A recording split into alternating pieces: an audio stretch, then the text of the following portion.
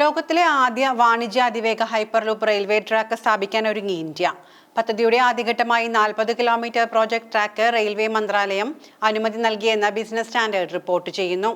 എന്നാൽ ഇത് എവിടെയാണെന്ന് വ്യക്തമല്ല. ഹൈപ്പർലൂപ്പ് സാങ്കേതികവിദ്യ ദീർഘദൂര യാത്രകൾക്ക് പറ്റിയതാണോ, സാമ്പത്തികമായി ലാഭകരമാണോ തുടങ്ങിയ കാര്യങ്ങൾ പരിശോധിച്ച ശേഷമാകും വാണിജ്യ രൂപത്തിലുള്ള പ്രവർത്തനങ്ങൾ ആരംഭിക്കുന്നത്. അതിവേഗ ദീർഘദൂര യാത്രകൾക്ക് ഉപയോഗിക്കാൻ കഴിയുന്ന അത്യാധുനിക സാങ്കേതികവിദ്യയാണ് ഹൈപ്പർലൂപ്പ്.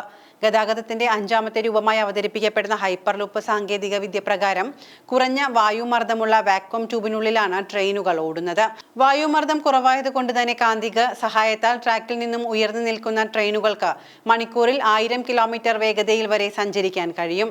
ടെസ്ല സ്ഥാപകൻ ഇലോൺ മസ്കാണ് 2013 ഹൈപ്പർ ലൂപ്പ് ആൽഫ എന്ന പേരിൽ പദ്ധതി അവതരിപ്പിച്ചത്. 1970 സ്വിസ് പ്രൊഫസറായ മാർക്കൽ ജാഫറും സമാനമായ സാങ്കേതികവിദ്യ അവതരിപ്പിച്ചതായി റിപ്പോർട്ടുകളുണ്ട്. മുംബൈയിലെ ITIയിലെ ഡീപ് ടെക് സ്റ്റാർട്ടപ്പ് കമ്പനിയായ ടെർട്ടർ ഹൈപ്പർലൂപ്പ് ലോകത്തിലെ തന്നെ ആദ്യ വാണിജ്യ ഹൈപ്പർലൂപ്പ് പദ്ധതിയുടെ പരീക്ഷണം അടുത്ത മാസം ആരംഭിക്കാനിരിക്കെയാണ് റെയിൽവേയുടെ നീക്കം. മണിക്കൂറിൽ 1000 കിലോമീറ്ററിന് മുകളിൽ വേഗതയിൽ സഞ്ചരിക്കാൻ കഴിയുന്ന 422 മീറ്റർ വാക്വം ട്യൂബ് പരീക്ഷണ ട്രാക്ക് മുംബൈ ITI ക്യാമ്പസിൽ സ്ഥാപിച്ചിട്ടുണ്ട്. ഏഷ്യയിലെ തന്നെ ഏറ്റവും നീളത്തിലുള്ള ഹൈപ്പർലൂപ്പ് പരീക്ഷണ ട്രാക്കുകളിൽ ഒന്നാണ് ഇത്. കഴിഞ്ഞ ദിവസം റെയിൽവേ മന്ത്രി അശ്വിനി വൈഷ്ണവ് ക്യാമ്പസിലെത്തി പദ്ധതി വിലയിരുത്തിയിരുന്നു.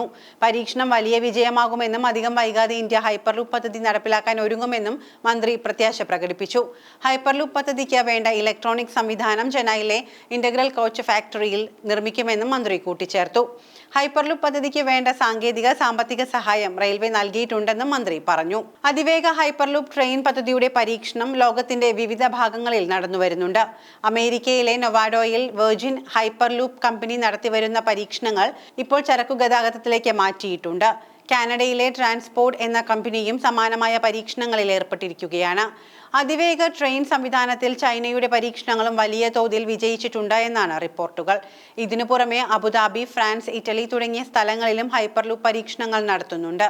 രാജ്യത്തിന്റെ കണക്ടിവിറ്റിയിൽ വിപ്ലവം സൃഷ്ടിക്കാൻ പോകുന്ന ഇന്ത്യയിലെ ആദ്യത്തെ ഹൈപ്പർലൂപ്പ് പദ്ധതി ഉടൻ പൂർത്തിയാകുമെന്ന് പ്രതീക്ഷിക്കുന്നതായാണ് അറിയിപ്പുകൾ. ചെന്നൈയിൽ വെച്ച ഈ പദ്ധതിയുടെ പുരോഗതി റെയിൽവേ മന്ത്രി അശ്വിനി വൈഷ്ണവ് അവലോകനം ചെയ്തു.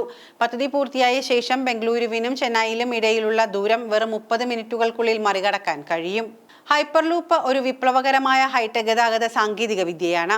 മണിക്കൂറിൽ 1000 കിലോമീറ്റർ കൂടുതൽ വേഗതയിൽ താഴ്ന്ന മർദ്ദത്തിലുള്ള ട്യൂബുകളിലൂടെ കാന്തിക ശക്തി ഉപയോഗിച്ച് പ്രവർത്തിപ്പിക്കുന്ന ഒരു സാങ്കേതിക വിദ്യയാണ് ഇത്. വായു പ്രതിരോധവും ഘർഷണവും ഇല്ലാതാക്കുന്നതിലൂടെ യാത്ര വളരെ വേഗത്തിലും ഊർജ്ജക്ഷമതയിലും ആക്കാനാകുമെന്നാണ് പ്രധാന സവിശേഷത.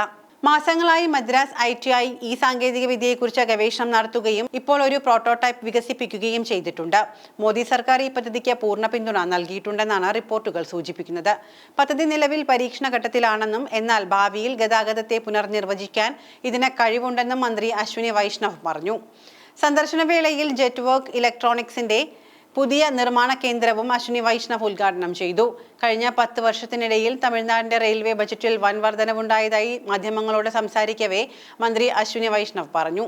മുമ്പ് ബജറ്റ് വളരെ കുറവായിരുന്നു, എന്നാൽ ഇപ്പോൾ അത് 6000 കോടി രൂപ കവിഞ്ഞു.